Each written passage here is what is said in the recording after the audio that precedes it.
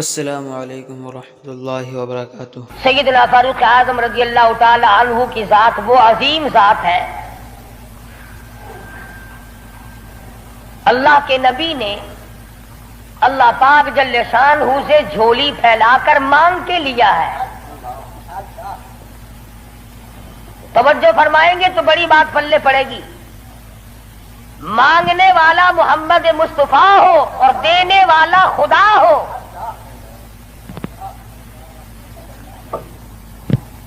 امام الانبیاء نے اپنی حیثیت کے مطابق مانگا ہوگا اور خدا نے اپنی حیثیت کے مطابق دیا ہوگا۔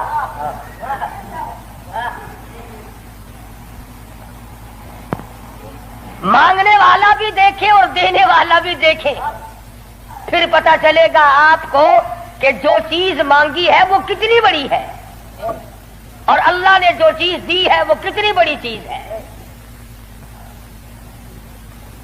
میں اور آپ کسی سے مانگیں گے 2-4 روپے، 200-400 روپے مانگیں گے، رشتہ ناتا مانگیں گے، دھن دولت مانگیں گے۔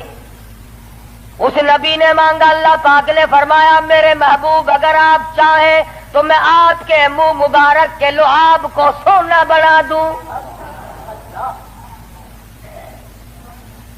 اس نبی نے مانگا، کالی کملی والی ذات نے مانگا، شہنشاہ کائنات نے مانگا اور یوں کہہ کر کے مانگا، الہی تیرا دین کمزور ہے، تیرا اسلام کمزور ہے، تیرا بھیجا ہوا میرے پاس جو ایمان ہے وہ کمزور ہے، خطاب کے بیٹے کو میرا ساتھی بنا دے، تیرے دین میں جان پڑ جائے گی۔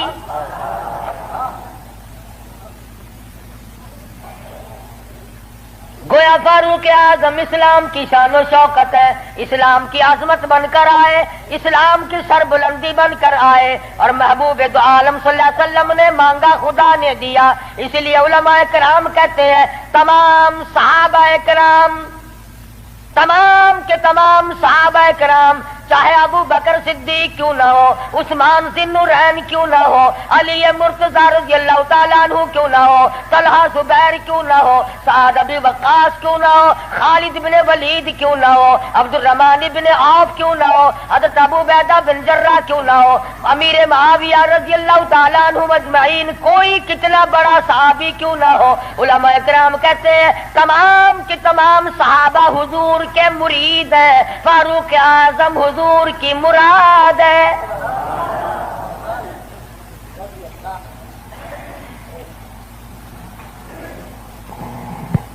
نقطوں سے شان کا پتہ چلتا ہے۔ کسی نے سید عطا اللہ شاہ صاحب بخاری سبقت رحمت اللہ علیہ سے پوچھا، دھیان کرو گے تو انشاءاللہ بات پلے پڑے گی۔ کسی نے شاہ جی مرحوم سے پوچھا کہ حضرت سیدہ خدیجہ رضی اللہ تعالی عنہا کا درجہ بڑا ہے یا سیدہ عائشہ صدیقہ رضی اللہ تعالی عنہا کا درجہ بڑا ہے؟ دونوں نبی کی گھر والی ہیں۔ سب سے پہلی گھر والی حضور صلی اللہ علیہ وسلم کی ازواج مطہرات میں سے سیدہ خدیجہ ہیں، جن کے پیٹ سے اللہ پاک نے حضور کو 4 بیٹیاں دی، 2 بیٹے دیے، دونوں بیٹے اسی وقت اللہ نے بلا لیے۔ اور اس میں بھی بڑی حکمت تھی کہ ایک لڑکی کی نسل آگے اللہ نے چلائی۔ دیکھ لو آج تمہارے سامنے کیا کیا فرقہ بندی، اگر نبی کا بیٹا زندہ رہتا تو کیا بنتا۔ تو شاہ جی مرحوم سے کسی نے پوچھا کہ سیدہ خدیجہ کا درجہ بڑا ہے یا سیدہ عائشہ صدیقہ کا درجہ بڑا ہے؟ تو شاہ جی مرحوم نے جواب دیا کہ ترازو تو میرے پاس نہیں جو میں درجوں کو تول لوں، اتنی بات معلوم ضرور ہوتی ہے کہ خدیجہ محمد ابن عبداللہ کی بیوی ہے اور عائشہ صدیقہ محمد الرسول اللہ کی بیوی ہے۔ یعنی فرق یہ سمجھایا کہ سیدہ خدیجہ کا جس وقت نکاح ہوا اس وقت حضور مکے میں محمد ابن عبداللہ تھے، اور جب عائشہ صدیقہ حضور کی جھولی میں آئی تو محمد الرسول اللہ تھے صلی اللہ علیہ وسلم۔ ایک دن سیدہ عائشہ صدیقہ اور سیدہ فاطمہ الزہرا رضی اللہ تعالی عنہا خالہ بھانجی بیٹی ماں بیٹی بیٹھی ہوئی تھی. آج ہماری عورتیں تو دنیاوی ضروریات کی گپیں ماریں گی. تیرا سوٹ کیسا، میرے جوتے کیسے، تیری چوڑیاں کیسی، تیرا زیور کیسا، تیرا خامند کیسا، تجھے کتنا خرچہ ملتا ہے. نبی کریم صلی اللہ علیہ وسلم کے گھرانے کا حال دیکھو. سیدہ فاطمہ الزہرا اور سیدہ عائشہ صدیقہ میں گفتگو چل پڑی. فاطمہ الزہرا رضی اللہ تعالیٰ عنہ فرمانے لگی امی جان میرا درجہ بڑا ہے، میں نبی کی بیٹی ہوں، آپ صحابی کی بیٹی ہیں. میں نبی کی بیٹی ہوں بلکہ امام الانبیاء کی بیٹی ہوں، شہنشاہ کائنات صلی اللہ علیہ وسلم کی بیٹی ہوں، آپ ابو بکر صدیق کی بیٹی ہیں. ذہانت تو دیکھیے، علم تو دیکھیے عائشہ صدیقہ رضی اللہ تعالی عنہا کا. خدا کی قسم جس کو خدا کے سلام آئے، جن کو جبریل کے سلام آئے، حضور جن کی جھولی میں ہو تو قرآن اترے. سیدہ عائشہ صدیقہ فرمانے لگی بالکل بیٹی ٹھیک ہے، بے شک مانتی ہوں تیرا درجہ بڑا ہے، آپ شہنشاہ کائنات کی بیٹی ہیں، امام الانبیاء کی بیٹی ہیں، محمد الرسول اللہ کی بیٹی ہیں، آپ کالی کملی والے صلی اللہ علیہ وسلم کی بیٹی ہیں، میں ابو بکر صدیق صحابی کی بیٹی ہوں. بالکل ٹھیک ہے، مگر یہ رشتے ناتے دنیا کے ہیں. لختے جگر میں نے تیرے ابا سے سنا، شہنشاہ کائنات صلی اللہ علیہ وسلم سے سنا، جس عورت کا نکاح جس آدمی کے ساتھ ہوگا قیامت میں اسی کے ساتھ اٹھے گی، اسی کا پلہ پکڑ کے جنت میں جائے گی. تو خاتون جنت ہے فاطمہ، میں نے تیرے ابا سے سنا ہے اس بات کے مطابق جس وقت جنت کا داخلہ ہوگا تیرے ہاتھ میں علی مرتضیٰ کا ہاتھ ہوگا، میرے ہاتھ میں امام الانبیاء کا ہاتھ ہوگا.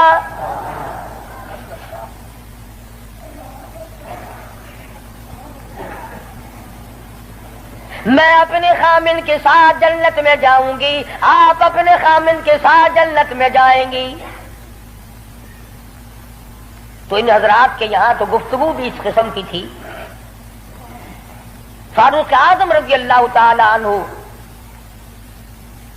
آپ صلی اللہ علیہ وسلم کی مراد مانگ کے لیا. ایسے وقت میں مانگا جب مسلمان پریشان تھے. مسلمانوں کو اپنا ایمان اظہار کرنے کا موقع نہیں تھا، مخفی اسلام رکھتے تھے. یہ اسلام کا شیر آیا، بہادر آیا تو تمام صحابہ کرام، بعض نے لکھا ہے جس دن فاروق اعظم مسلمان ہوئے اللہ کی دھرتی پہ آسمان کے نیچے کل 14 مسلمان تھے. اور ایک روایت یہ ہے کہ 39 مرد عورت پہلے تھے، 40 میں فاروق اعظم ہے. پھر بھی لمبی چوڑی کوئی بات نہیں. اور ایمان لانے کا سبب بھی بڑا عجیب بنا ہے. کفر میں بڑے پکے تھے. پکا آدمی ہر جگہ پکا ہوتا ہے، ڈھلا آدمی ہر جگہ ڈھلا ہوتا ہے. ایک دن بت کی پوجا کر رہے تھے، اس بت میں سے آواز آئی اتنا بڑا آدمی ہو کر تیری مت ماری گئی، مجھ پتھر کو پوج رہا ہے، خدا کی پوجا کر. حضور صلی اللہ علیہ وسلم کے بارے میں خیال ہوا کہ یہ شاعر ہے. قرآن کریم پڑھتے ہوئے سنا، تردید ہوتی چلی گئی. کفار مکہ اکٹھے ہوئے، کہنے لگے نبی کی تحریک کو ختم کرو، نبوت کو قتل کر دو، امام الانبیاء صلی اللہ علیہ وسلم کو قتل کر ڈالو، یہ تحریک ختم ہو جائے گی، دین ختم ہو جائے گا، اسلام ختم ہو جائے گا. مشورہ ہوا آپس میں بیٹھ کر اس کام کو کون کرے. سارے مکے والوں نے اتفاق کیا خطاب کا بیٹا کر سکتا ہے. پتا چلا کہ کافر بھی بڑا بہادر شمار کرتے تھے. اپنے ذمے لے لیا، تلوار لی، چل پڑے قتل کے پروگرام سے، ارادے سے. صحابی راستے میں ملے، انہوں نے تیور بدلے ہوئے دیکھے تو گھر کا راستہ پھیر دیا. کہا کہ تیری بہن اور بہنوئی دونوں مسلمان ہو چکے ہیں، تمہارے گھر میں دین داخل ہو چکا ہے، اسی وقت طبیعت میں مزید جلال آ گیا، میرے گھر میں دین آ گیا، ایمان آ گیا، اسلام آ گیا۔ دروازے پہ جا کے دستک دی، دروازہ زور سے کھٹکھٹایا، بہن سمجھ گئی میرا بھائی آ گیا جو ابھی کفر میں ڈوبا ہوا ہے۔ صحابی قرآن کریم پڑھا رہا ہے، میاں بیوی کو یاد کرا رہا ہے۔ آج میاں بیوی تو مل کر کیا قرآن یاد کریں گے، اولاد کو قرآن کریم پڑھانے کے لیے آج کا مسلمان تیار نہیں۔ صحابی کو چھپا دیا، اندر داخل ہوئے، پوچھا تم کیا کر رہے تھے، کیا پڑھ رہے تھے؟ فوراً جواب دیا اور کہہ اٹھے تجھے کیا مطلب ہے؟ پکڑا ہے بہنوئی کو، مارا مار مار کے بے ہوش بنا دیا۔ بہن اٹھی کہنے لگی ہے عمر آج کیا اپنی بہن کو بیوہ کرنے کا ارادہ ہے؟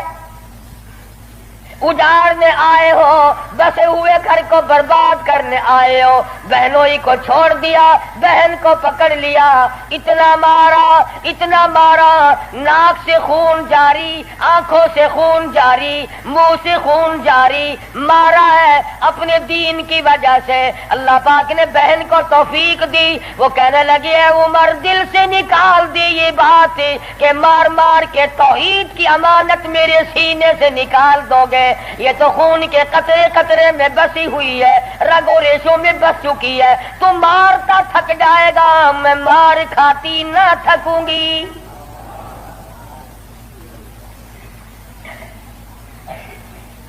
جس ماں کی چھاتی کا دودھ تو نے پی رکھا ہے، میں نے بھی اسی کا دودھ پی رکھا ہے۔ تیرا جتنا جی چاہے مار لے، ایمان کار کلمے کا انکار نہیں کیا جا سکتا۔ اس لیے شاعر کہتا بہن بولی عمر ہم کو اگر تو مار بھی ڈالے، شکنجوں میں کسیا بوٹیاں کتوں پہ نچوا دے، جو تیرا جی چاہے کر گزر۔ میرے ایمان کی یہ کیفیت ہے، ہم اپنے دین حق سے ہرگز پھر نہیں سکتے ہیں۔ بلندی معرفت کی مل گئی ہے، گر نہیں سکتے۔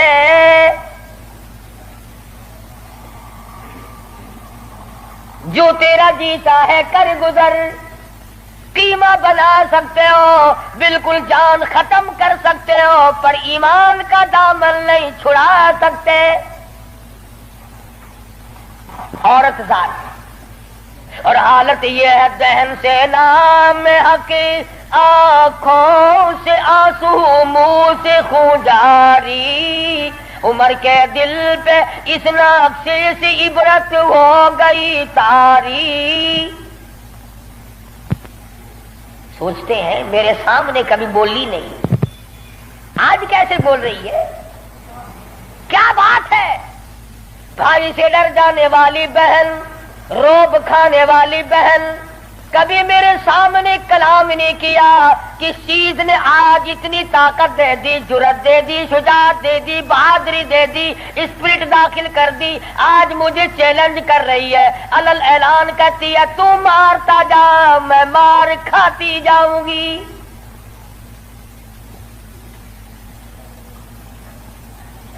پیچھے کو ہٹ کر بیٹھ گئے اور کہنے لگے کہ فاطمہ میری بہن، اب تو وہ دکھا دے تم کیا پڑھ رہی تھی۔ ایسے وقت میں بھی قرآن کریم کا تقدس ملحوظ ہے۔ پاکستان کے مسلمانوں، تم نے اخبارات میں پڑھا سنا، شرم نہیں آئی؟ 15 شہروں میں قرآن کریم کی توہین کی گئی، اللہ کے قرآن پہ پخانے کیے گئے، گندگی میں پھینکا گیا، جلایا گیا۔ آج اللہ کا قرآن میرے تیرے دروازے پہ کرلاتا پھرتا ہے، روتا پھرتا ہے۔ اور مسلمانوں، ہے کوئی میرا؟ او لوگوں، میری توہین ہو گئی۔ اس کا وارث کون بنے؟ قرآن کریم کے وارث مدینے کے قبرستان میں سو گئے۔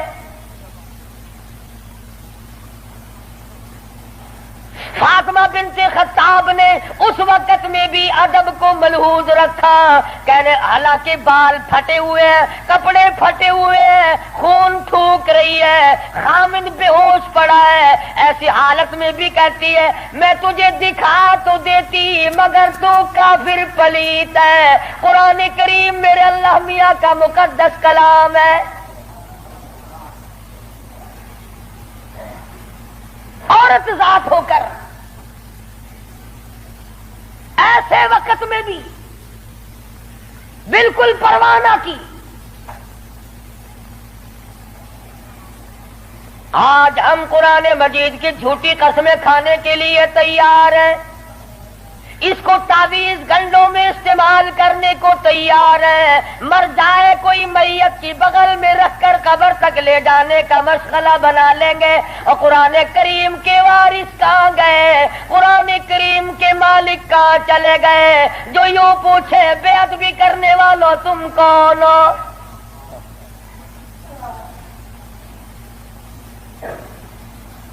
آج اگر کسی حکومت کے بارے میں کوئی بات کر دی جائے فوراً سزا آ جاتی ہے، اگر کسی کے بارے میں کچھ کہہ دیا جائے فوراً قانون حرکت میں آتا ہے، حکومت کے کارندے حرکت میں آتے ہیں۔ اور سی آئی ڈی والوں، انٹیلیجنس والوں، کہاں گیا تمہارا محکمہ؟ اللہ کے قرآن کی بے عزتی ہو گئی۔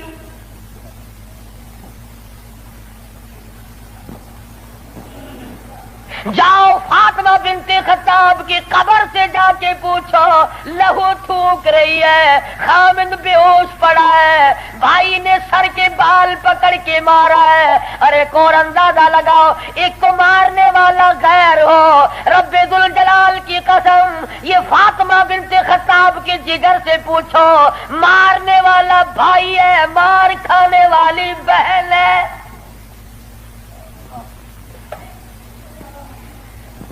چوری نہیں کی، ڈاکہ نہیں مارا، گناہ کوئی نہیں کیا، قصور کوئی نہیں کیا، قرآن کریم کیوں پڑھتی ہے؟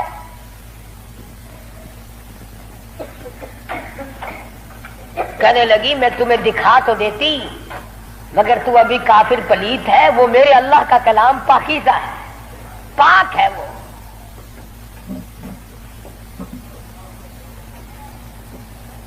دیکھوں گا ضرور، میں پاک کیسے ہو سکتا ہوں؟ کہنے لگی پانی لاتی ہوں۔ اندازہ لگاؤ، قربان جاؤں فاطمہ بنت خطاب، تیری ایک ایک ادا پہ روتی جاتی ہے، خون تھوک رہی ہے، پانی لا رہی ہے، اور پانی لا کر کے بھائی کے اوپر پانی ڈالتی جاتی ہے، خون بھی تھوک رہی ہے، آنسو بہا رہی ہے، اور آسمان کی طرف چہرہ اٹھا کر یوں چپکے سے جھولی پھیلا دی، الہی باہر کو میں دھو رہی ہوں، اندر کو تو پاک کر دے۔ باہر پانی ڈالنا میرا کام ہے، اندر کو صاف کر دینا یہ تو تیرا کام ہے۔ غسل کرا دیا، قرآن کریم کا ورقہ ہاتھ میں دے دیا، تم سارا قرآن کریم پڑھتے ہو سنتے ہو مگر مردوں کے لیے۔ آج عدالت میں قرآن کریم کے لیے جگہ کوئی نہیں، کچہری میں جگہ کوئی نہیں، مارکیٹ میں جگہ کوئی نہیں، محلے میں جگہ کوئی نہیں، میری تیری شادی میں قرآن کریم کا پوچھنے والا کوئی نہیں، ایوان صدر میں پوچھنے والا کوئی نہیں، کسی معاملے میں قرآن کے جاننے ماننے والا کوئی نہیں۔ ادھر فاروق اعظم نے ایک آیت پڑھی، صرف ایک آیت پڑھی، ادھر حضور صلی اللہ علیہ وسلم کی جھولی پھیلی ہوئی ہے، ادھر فاطمہ بنت خطاب کے آنسو ہیں۔ ایک آیت پڑھنے کے بعد فوراً پکار اٹھے اور کہنے لگے چلو ڈھونڈے غلاموں کو، چلو ڈھونڈے غلاموں کو، شہر دیا جس نے، زمانے بھر کے غلاموں کو آقا کر دیا جس نے، اے میری بہن مجھے بھی یہ دولت ملنی چاہیے جو دولت تجھے ملی۔ اور فرماتے ہیں فاطمہ میں گستاخی کے ارادے سے چلا تھا، قتل کے ارادے سے چلا تھا، اب میرے گلے میں رسی ڈال کر مجھے گلیوں میں سے گھسیٹ کے دربار رسالت میں لے کے جا۔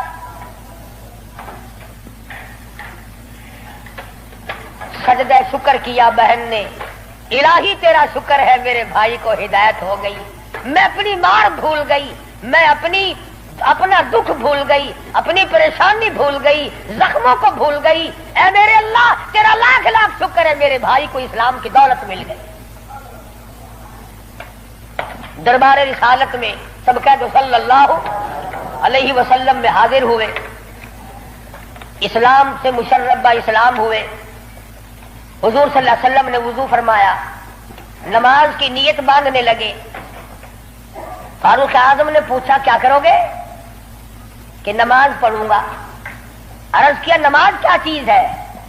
فرمایا میرے اللہ کا حکم ہے، میرے اللہ کی یاد ہے، عبادت ہے۔ تھا نا آخر فاروق ہلکی سے تو نہیں مانگی تھی کالی کملی والے نے صلی اللہ علیہ وسلم۔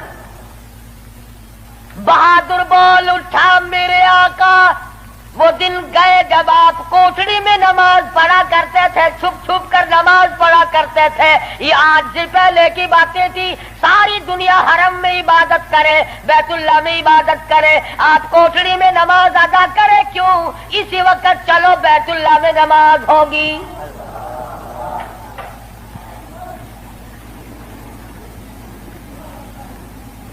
میں نے عرض کیا تھا نا کہ ہلکی سے نہیں مانگی نبی نے۔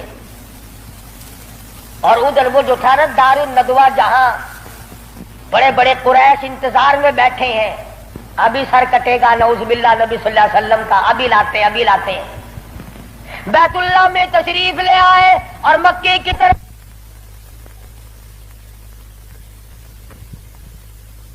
بچے دوڑے لو بھی کام بن گیا، جس کام کے لیے ہم نے بھیجا تھا وہ کام بن گیا۔ نعوذ باللہ نبی کو شہید کر دیا گیا۔ سامنے آئے، فاروق اعظم فرمانے لگے آؤ، جس نے اپنے بچے یتیم کرانے ہو وہ مقابلے میں آ جائے، جس نے اپنی بیوی کا سہاگ اجاڑنا ہو سامنے آؤ۔ وہ دن گئے جب تم میرے محبوب کو تنگ کیا کرتے تھے، اب انگلی کا اشارہ کرو گے میں انگلی کو کاٹ کے رکھ دوں گا، آنکھ کا اشارہ کرو گے اپنے محبوب کی حمایت میں تمہاری آنکھ نکال کے پھینک دوں گا۔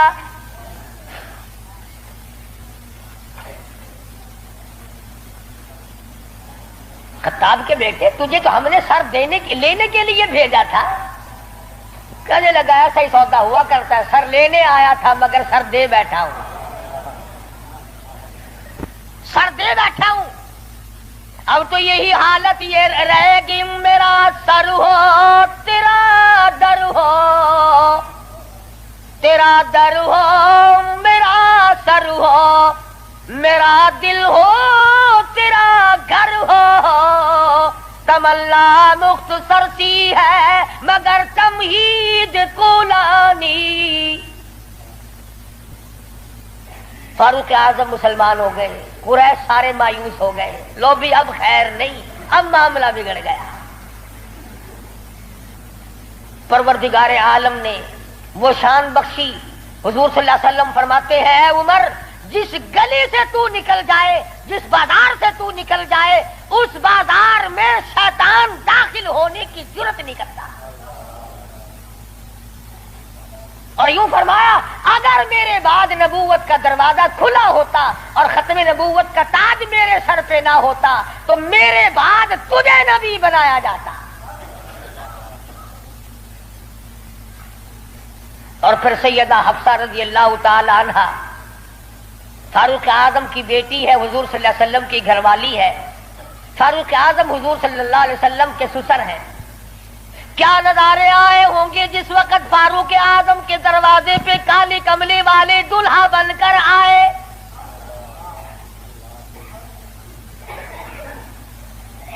جس کا داماد امام الانبیاء ہو، کیا کہنا اس کی عظمتوں کا.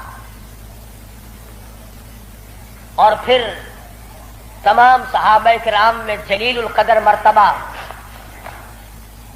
عظیم مرتبہ، اس طرح سے زندگی گزاری. ایک یہودی اور ایک منافق مسلمان کے درمیان جھگڑا ہوا تلوار پہ. وہ کہتا تھا میری ہے، مسلمان تو نہیں تھا، منافق تھا، وہ کہتا تھا میری ہے. جناب رسول کریم صلی اللہ علیہ وسلم نے فیصلہ فرمایا کہ یہودی کی تلوار ہے، تیرے پاس شاہد نہیں، گواہ نہیں. منافق جانتا تھا کہ فاروق اعظم تیز مزاج آدمی ہے. فاروق اعظم کے پاس آیا اور کہنے لگا کہ میرا اور اس یہودی کا جھگڑا ہے، فیصلہ کریں آپ. تلوار پہ جھگڑا ہے ہمارا، یہ کہتا ہے میری ہے اور میں کہتا ہوں میری ہے. یہودی نے چپکے سے کہا کہ جی ہاں آپ فیصلہ کر دیں. پہلے محمد عربی صلی اللہ علیہ وسلم نے بھی فیصلہ فرمایا. حضرت عمر نے پوچھا حضور نے فیصلہ کر دیا؟ کہ جی ہاں حضور نے میرے حق میں فیصلہ کیا. یہودی کہنے لگا. اور فاروق اعظم نے اس منافق سے پوچھا کیوں بھائی تو کیوں آیا یہاں؟ کہنے لگا جی میں تو آپ سے فیصلہ کراؤں گا. انہوں نے تو اپنے آدمی کی بھی پاسداری نہیں کی. دیکھو نا یہ تو یہودی ہے، کافر ہے، اس کو تلوار دے دی. کہ اچھا تو حضور کے بعد مجھ سے فیصلہ کرانے آیا ہے؟ کہ جی ہاں میں تو آپ سے کراؤں گا. دیکھو نا آپ کتنے غیرت والے آدمی ہیں. کہ اچھا اچھا ماشاءاللہ تشریف رکھو ابھی فیصلہ کر دیتا ہوں. منافق نے سمجھا کوئی رجسٹر اٹھانے گئے ہیں. فاروق اعظم اندر سے تلوار لے آئے اور تلوار لاتے ہی منافق کی گردن پہ ماری، اڑا کے رکھ دی. فرمایا جو میرے آقا کا فیصلہ نہیں مانتا میرے پاس دوبارہ فیصلہ کرانے آئے گا اس کے لیے میرے پاس یہ فیصلہ ہے. اڑا دی.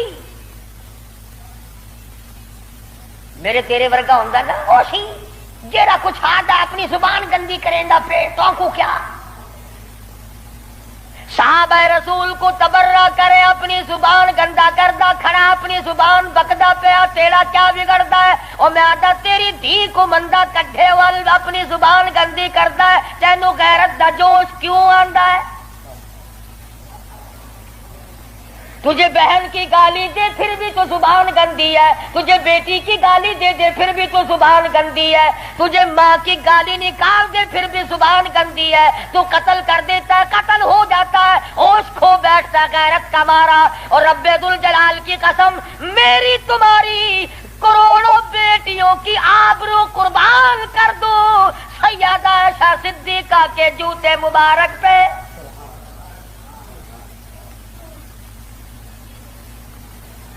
کیوں گالی دے کوئی کسی کو؟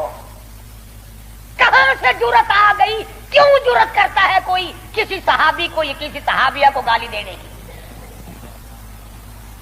وہ مذہب کس کام کا جس میں گالیاں دی جائے؟ وہ مذہب ہے کوئی؟ وہ عبادت ہے کوئی جس میں گالی ہو، سب و ستم ہو، تبرہ ہو؟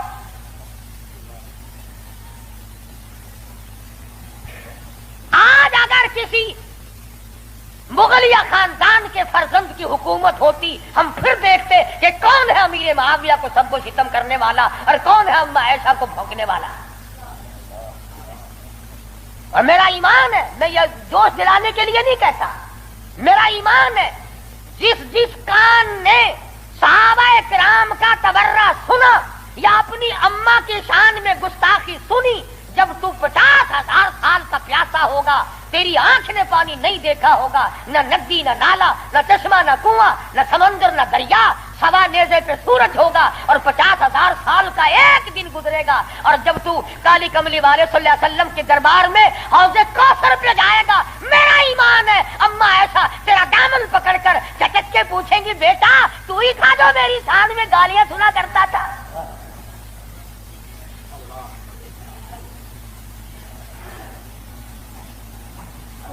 تماشا نہیں ہے، دین ہے دین.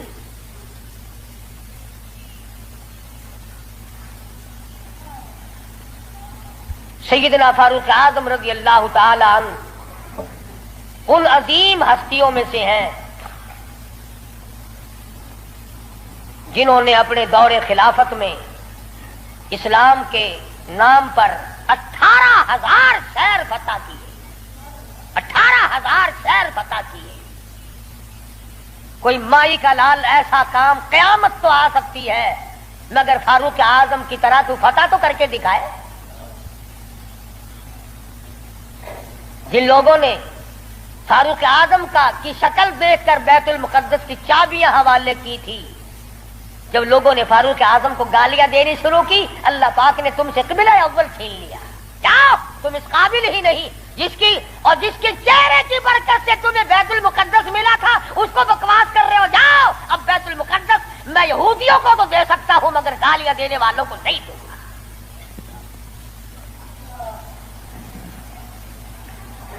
بڑی عظمت کے مالک ہے سیدنا فاروق اعظم رضی اللہ تعالی، جنہوں نے اپنے دور خلافت میں وہ عدل کیا۔ اب وہ منافق کی گردن جو اڑا دی نا، منافق تو بے شمار تھے، اوپر سے مسلمان بنے ہوئے تھے، اندر سے پکے یہودی تھے۔ ہائے ہائے، دیکھو بالکل بے گناہ اپنے دروازے پہ، ارے بھائی اکرام کرنا چاہیے تھا، کلمہ گو کو قتل مار کر دیا۔ ہائے ہائے ہائے، سارے اکٹھے ہو کے اور دربار رسالت میں گئے، دربار رسالت میں گئے، ہائے مر گئے، ہائے مر گئے، ہائے ہائے۔ حضور صلی اللہ علیہ وسلم نے پوچھا کیا ہوا؟ اجی بس وہ تمہارا ہے نا، وہ کون؟ اجی وہ بڑا، آپ نے بڑا بنا رکھا ہے نا اسے، کون؟ اجی وہ ہے نا جس کو فاروق اعظم کہتے ہیں، عمر۔ ہاں، حضور صلی اللہ علیہ وسلم نے فرمایا ہاں ہاں کیا بات ہے، بالکل بے گناہ، بے قصور، بے خطا، بڑا نیک آدمی، حاجی، قاضی، نمازی، تلوار ماری، گردن اڑا دی مسلمان کی۔ ہاں، یہی تو دکھ ہوا، مسلمان کو مار دیا، بدلہ دلواؤ، جلدی کرو۔ انہوں نے سوچا چلو ہمارا تو ایک کمینہ گیا، پر بدلے میں فاروق اعظم کو قتل کریں گے۔ امام الانبیاء، محبوب کبریا حضرت محمد مصطفیٰ صلی اللہ تعالی علیہ وسلم نے فاروق اعظم کو بلا بھیجا، بلا کے فرمایا اے فاروق، یہ کیا بات کہہ رہے ہیں؟ کہتے ایک مسلمان کو آپ نے قتل کر دیا بغیر کسی وجہ کے۔ فاروق اعظم پریشان ہوئے، میں اب کیا کروں؟ ادھر سے جبریل امین قرآن لے کر آ گیا، فلا وربک۔ لوگوں، وہ کتنی بڑی شان کے مالک ہوں گے جن کی ضرورتوں کے مطابق قرآن اترا۔ فلا وربک، اے میرے محبوب تیرے رب کی قسم، مجھے اپنی قدرت کاملہ کی قسم، مجھے اپنی الوہیت کی قسم، مجھے اپنے جلال کی قسم، مجھے اپنی پروردگاری کی قسم، لا یؤمنون، اس وقت تک کوئی مسلمان ہو ہی نہیں سکتا، مسلمان بن ہی نہیں سکتا، حتی یحکموک فیما شجر بینہم، اور میرے محبوب جو تیرے فیصلے کو پلٹ دے، جو تیرا فیصلہ نہ مانے، وہ مسلمان کہے گا۔ میں خدا قسم کھاتا ہوں، فاروق نے مسلمان نہیں مارا بلکہ یہودی منافق مارا ہے۔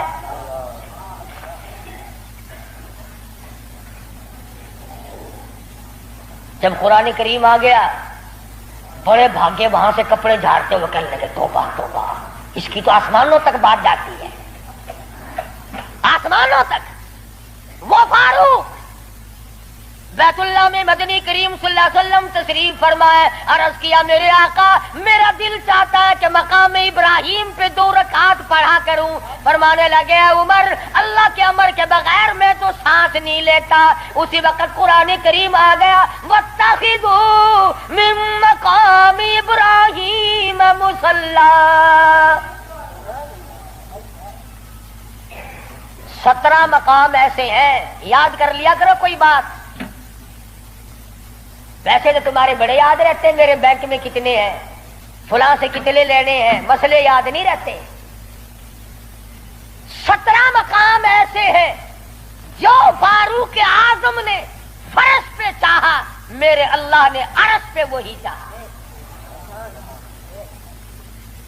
فاروق کی تمنا کے مطابق قرآن اترا، پردے کے مسئلے میں، بدر کے قیدیوں کے مسئلے میں، مقام ابراہیم پر نماز کے مسئلے میں، منافق کے قتل کے مسئلے میں، کتنی مقامات آتے ہیں قرآن کریم میں جو فاروق اعظم نے خدا کی زمین پہ چاہا، اللہ نے اسی کو پسند کر کے عرش پہ چاہا۔ کتنا بڑا آدمی ہے جس کی چاہت عرش والے سے مل جائے،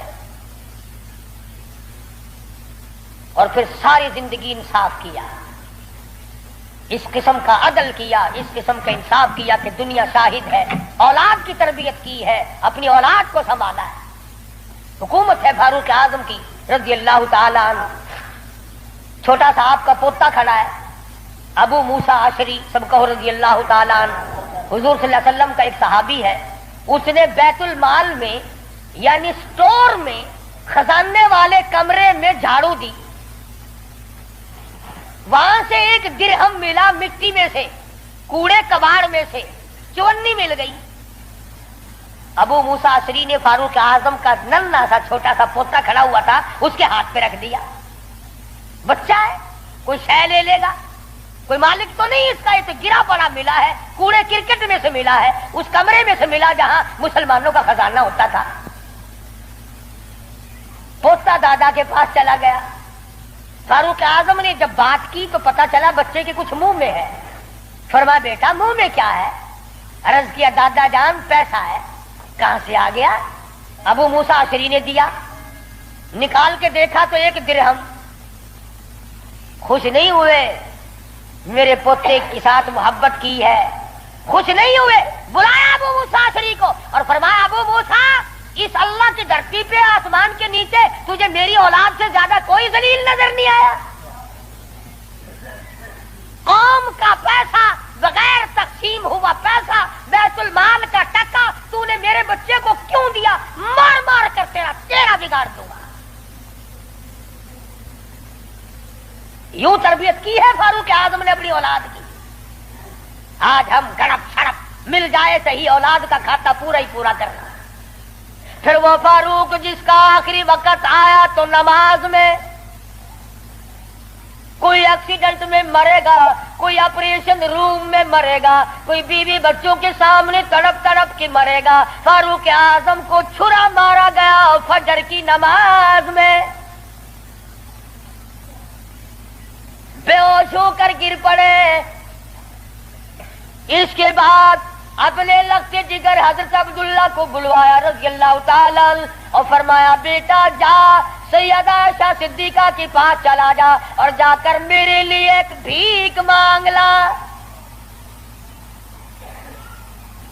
اور جا کر کے بھیک مانگ۔ عائشہ صدیقہ مالکہ ہے اس حجرے کی جس حجرے میں محمد عربی صلی اللہ علیہ وسلم دفن ہے، ابو بکر صدیق دفن ہے، ایک قبر کی جگہ ہے۔ عائشہ صدیقہ سے جا کر میرے لیے بھیک مانگ کے آ، اور جا کے یوں کہنا ہے چھپائے کفن میں آج عمر، اور سوالی آپ سے ہے سر بسر،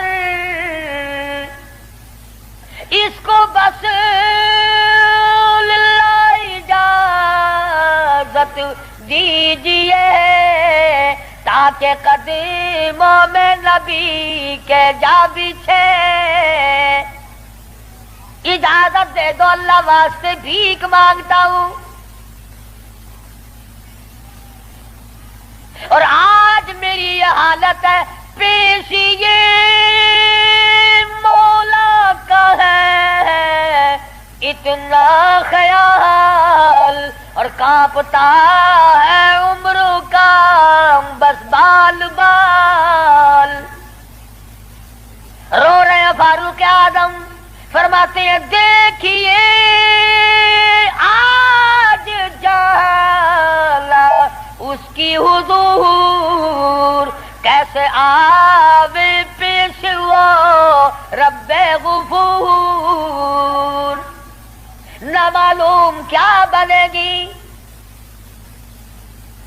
حضرت عبداللہ بن عمر رضی اللہ تعالیٰ اما عائشہ صدیقہ رضی اللہ تعالیٰ عنہ کی خدمت میں گئے، قبر کی جگہ مانگی، ابا جان نے بھیک مانگ رہے ہیں۔ فرمانے لگی میں نے اپنے لیے رکھی تھی، مجھے اس کے بدلے میں قیامت تو آ سکتی ہے مگر ایسی جگہ نہ ملے گی۔ واہ ایسا صدیقہ، تم نے اچھا صدقہ کیا، تاریخ کو شرمندہ کر دیا۔